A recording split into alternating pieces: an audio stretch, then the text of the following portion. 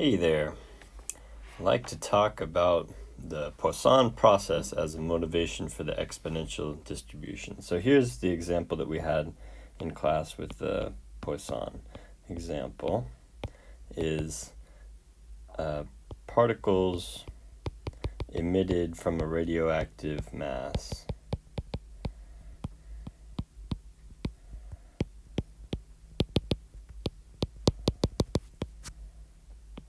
And this is over some time period, so say over a 1 second interval.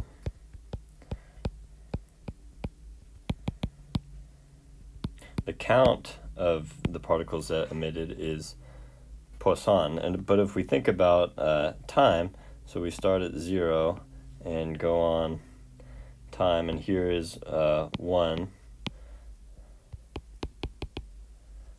Then as we're kind of moving through time, the particles are emitted at somewhat random times. So we're just moving along, and then boom, particles emitted. And then moving along, and then boom, another one. And go some more, and then another one. Something like this could happen. Then we keep going, and then one more. Okay, and then so forth. So we can think about these distances here. For example, there's this distance. This was t1. This is t2, the time between the second and the third. And this time over here, this time here, t3. These times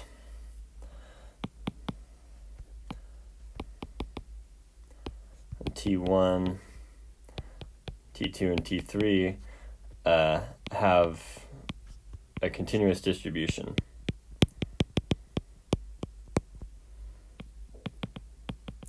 So we can model it as the waiting time between one event and the next event.